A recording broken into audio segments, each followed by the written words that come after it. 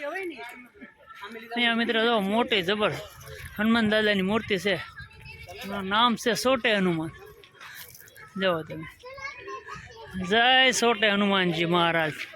તો સરસ મજાની મૂર્તિ બેહાડવામાં આવી. આજે આપણે શનિદેવને જો તેલ ચડાવી દીધું. એમાં આજે શનિવાર છે તો મિત્રો જરૂરથી એક કોમેન્ટ કરી નાખજો, જય શનિદેવ.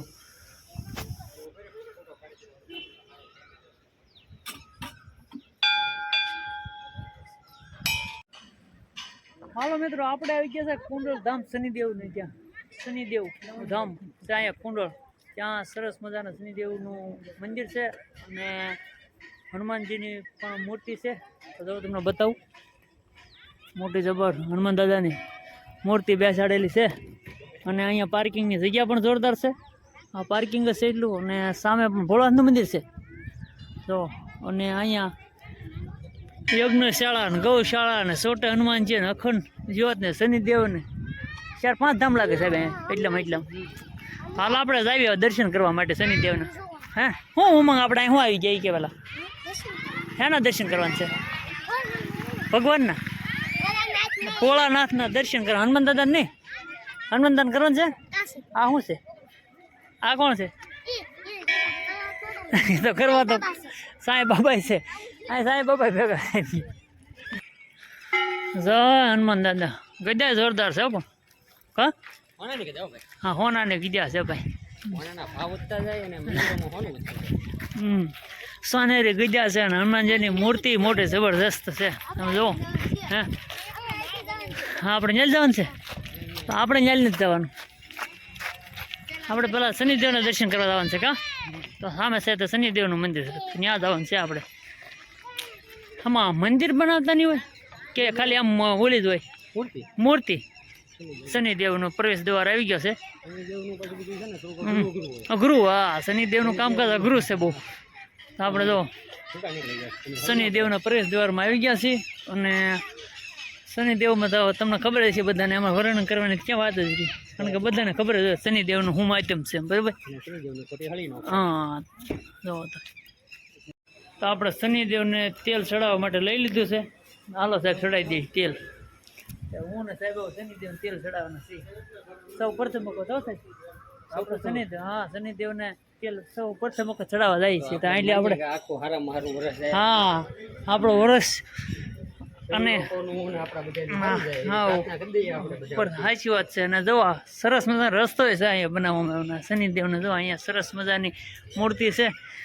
હે ચાલો સાહેબ ચડો ચડો પગથિયા. જય શનિદેવ.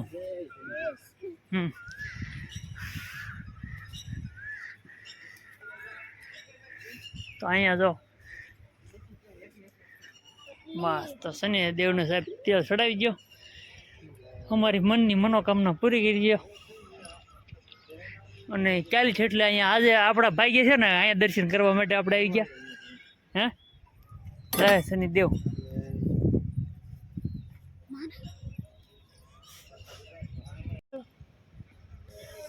આજે આપણે શનિદેવને જો તેલ ચડાવી દીધું. એમાં આજે શનિવાર છે તો મિત્રો જરૂરથી એક કોમેન્ટ કરી નાખજો, જય શનિદેવ.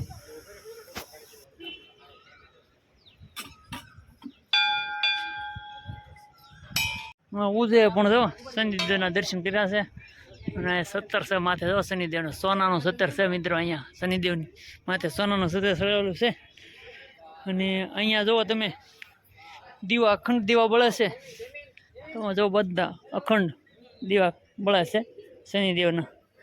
જુઓ તમે આ બધા દીવા ઝગમગે છે. આ જે તેલ ચડાવે તેના તેલના અહીંયા દીવા બળે છે. બધા સરસ હોય છે દીવા. તો 9 ગ્રહ દેવતાના છે અહીંયા બધા બેહાડેલા. તો અહીંયા મિત્રો શનિદેવ એટલે કુંડળ ધામે સરસ મજાનું શનિદેવનું મંદિર છે. અને હનુમાન દાદાની ગદ્યા પણ છે જો અહીંયા. અને યજ્ઞશાળા છે અહીંયા બધા જો મિત્રો દર્શન કરી રહ્યા છે માથે શનિદેવના. ના શનિદેવનું વાહન કાગડો. અમે છે તે શંખ. ના છે તે યજ્ઞશાળા છે. તો અહીંયા યજ્ઞ શરૂ છે. તો હાલો યજ્ઞના પણ તમને દર્શન કરાવું. જય શનિદેવ. જો યજ્ઞ શરૂ છે. અને યજ્ઞ કુંડ ફરતા પરિક્રમા કરી રહ્યા છે બધા. જો તમે અને આપણે પણ પછી પરિક્રમા કરવાની છે. તો ચાલો મિત્રો, આપણે જો યોગને ફરતા પરિક્રમા આપણે પણ મેળા કરવા છીએ. અને હું ને સાહેબ મહેશભાઈ છે. શનિદેવના નામનો 24 કલાક અહીંયા ધૂણો અખંડ હોય છે. અને જો આ ધૂણામાં ફરતી પ્રતિષ્ઠા ફરીએ છીએ. પ્રતિષ્ઠા એટલે કે પરિક્રમા. અહીંયા મિત્રો જો મોટી જબર હનુમાન દાદાની મૂર્તિ છે. એનું નામ છે સોટે હનુમાન. જુઓ તમે, જય સોટે હનુમાનજી મહારાજ. તો સરસ મજાની મૂર્તિ બેહાડવામાં આવેલી છે સોટે હનુમાનજી મહારાજની. તો મિત્રો બધા દર્શન કરે છે. અને અહીંયા પણ ગદ્યા મોટી જબર છે. સોટે હનુમાનજી મહારાજની મૂર્તિ બહુ મોટી છે. હાલા લે, ઉમંગને દ્વારકા જવું છે.